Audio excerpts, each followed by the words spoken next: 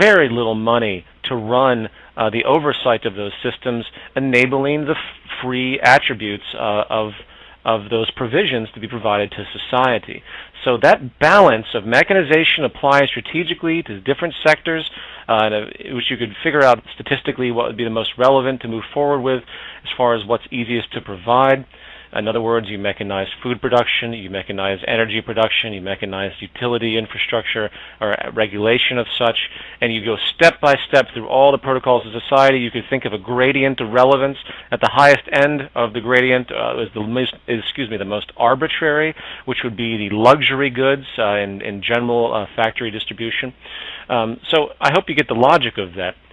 The displaced labor and hence displaced purchasing power is overcome by the free provisions provided by society, and this systematic shift will slowly occur from one side to the other. I hope that makes sense. I could probably talk at length about that, but I'm slowly running out of time, and I think you get the basic idea. Simultaneous with all of this comes the need for what we call in a resource-based economy the assessment of the carrying capacity of the Earth. So what has to happen is there has to be a global initiative for resource preservation and not exploitation naturally. And we can basically do this through agreements signed through different countries and their respective corporations, where each sector and its relevant corporations have to be objectively monitored for what resources they are using. Let me state that again. Each sector's resources need to become publicly understood. The growth rates, the depletion rates, the capacity has to be publicly known and accurately updated and audited directly in all sectors to slowly create what will be first independent databases of resources in different sectors, and then merged essentially into a total Earth monitoring system that, of course, we refer to in the Zeitgeist Movement and the Venus Project. This is a completely logical, and what you do is you just go step by step. You get corporations to simply provide the information, which many of them already have today, and you just compile it into a unified system so we can finally get a real picture of what we have on this planet, not to mention the processes that are being utilized. And you can use your own logic to see how you can extend that knowledge, especially with regard to the fundamentals of a resource-based economy that I've described in other talks. From there, with this global view achieved, then the implementation of the peak efficiency and peak preservation and essentially the peak sustainability mechanisms that I've talked about before are gradually implemented, eroding conspicuous and wasteful production methods of industry, level by level, through firm regulation, until a system of resource and distribution protocols are in place which are based explicitly on the mechanisms of peak sustainability. The allocations of those notions, excuse me, God, my language is all convoluted today. The allocation of those notions, I guess that makes sense. What I mean by that is the realization finally has to come that a true economy is about economizing. It's about being strategic with everything you do intelligently.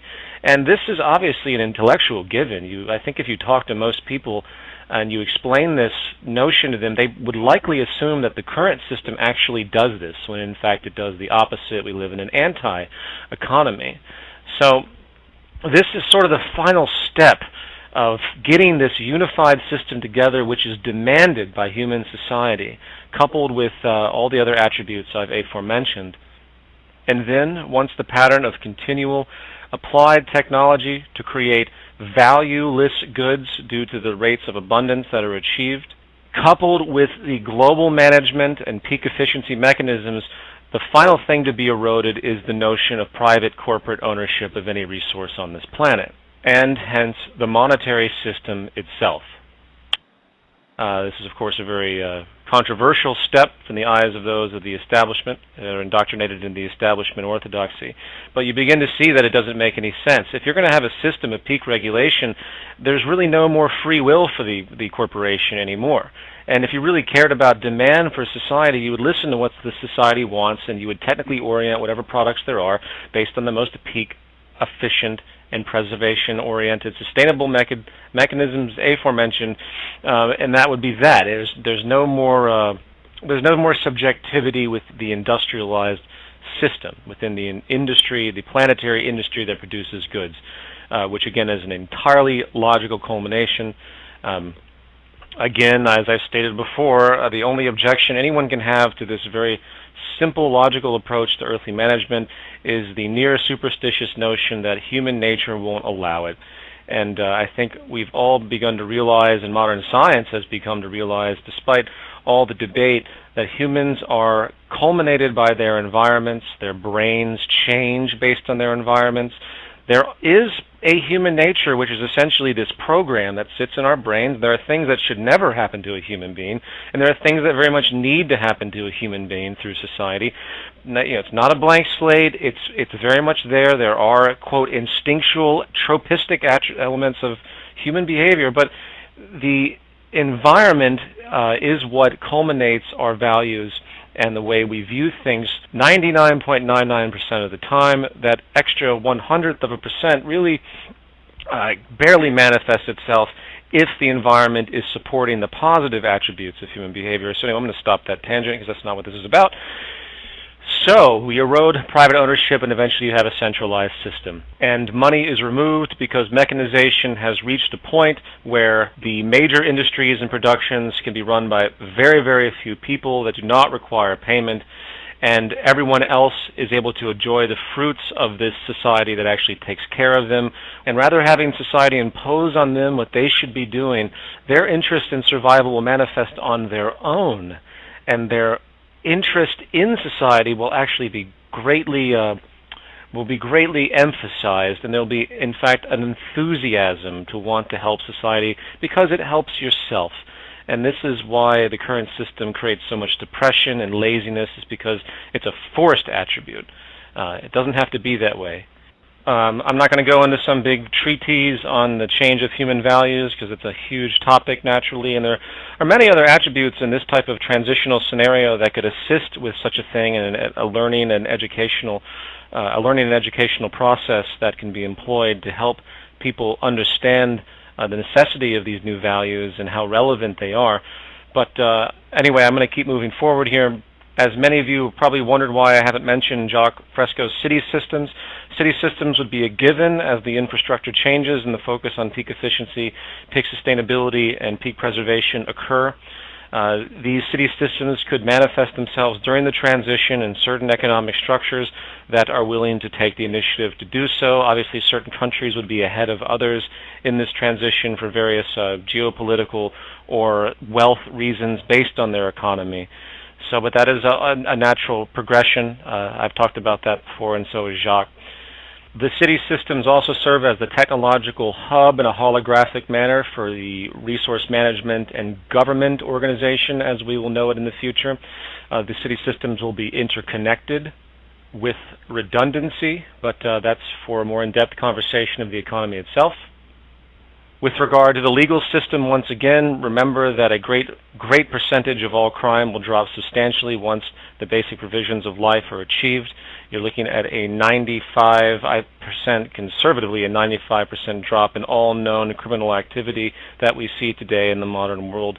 And naturally, what you'll see during the transition is a slow statistical drop of all forms of monetary crime as necessities of life are raised up and provided slowly for free, and all the other attributes that were just previously talked about. You will see this dynamically adjust as the new system is brought in. And I'm going to stop there as far as this kind of ideal scenario, which have many, many holes and many, many caveats, and I could talk at length about other specifics. But in reality, the second scenario that I want to talk about now is much more probable. So, second scenario.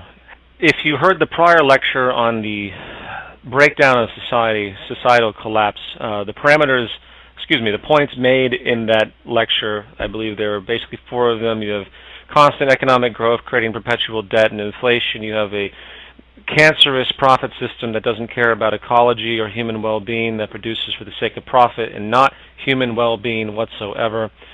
You have a general ecological breakdown, a disregard for energy crises that are about to emerge that could easily affect even population growth, affect almost every attribute of the economy. We've built our entire society based out of hydrocarbons. And then you have the issue of technological unemployment and the application of mechanization, which has been accelerated during these economic crises periods, which can only get worse. So you're going to see more mechanization occur as well.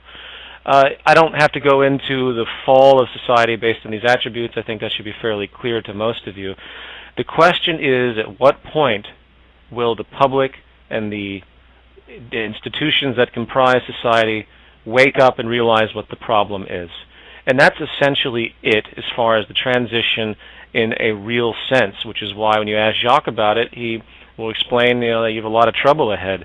The fact is, until the public understands the problem, nothing can change, and it's very hard to predict how long it's going to take the public to understand. It's very hard to predict how long it's going to take for the state to want to recognize any of this. It's very hard to predict when the selfish, reinforced interest of the corporate elite, if you will be willing to sacrifice the fruits of their work for so long in favor of a new system that benefits them along with everyone else. This is the problem. And I think really you're going to see massive social and civil unrest, and it's going to take a group like the Zeitgeist movement in company with many other groups that want to see change to literally push the governments into the right position before it's too late, before World War III occurs, before there's real energy wars on this planet, before you have the systemic triggering that can lead to death and destruction on a scale that really hasn't been known to human society. The mechanisms that are in place now, if left unabated, will lead to so many problems that it's almost impossible to see where it might stop. You could end up, for example, in a transition scenario where instead of having 1.5 billion people starving on this planet, and many more billion just flat suffering in deprivation, where you begin to reconcile. Okay, so most of the West right now reconciles that, we got a couple billion people miserable and dying, but that's okay. It's just the natural Darwinian balance. And what happens is that psychology permeates and it continues. So what happens is they say, 1 billion, 2 billion, 3 billion, 4 billion, it's just the way it is. U.S. government debts collapse, 40 trillion, 50 trillion, that's just the way it is. And you have this that's just the way it is mentality. Pollution, suddenly people put air filtration systems into their homes. It's just the way it is, modern life. And this type of lack of historical understanding and mind lock to that's just the way it is what will continue to hinder the transition, which is why the educational imperatives of the movement are so critically important. I can't reinforce that enough.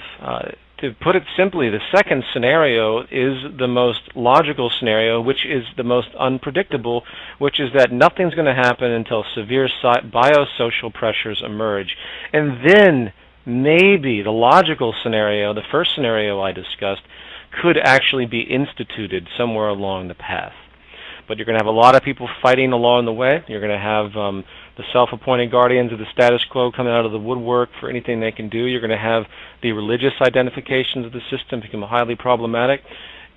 And I think you get the point.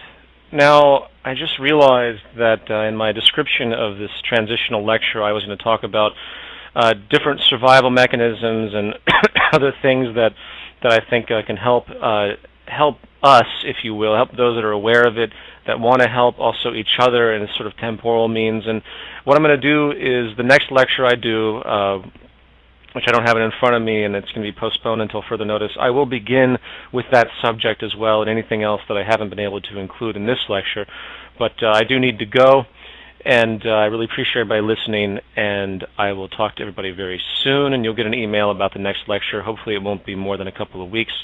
Again, I just have to get my head around the film attributes, which are becoming very complex and very time-specific. All right, everybody, thanks a lot. Talk to you soon.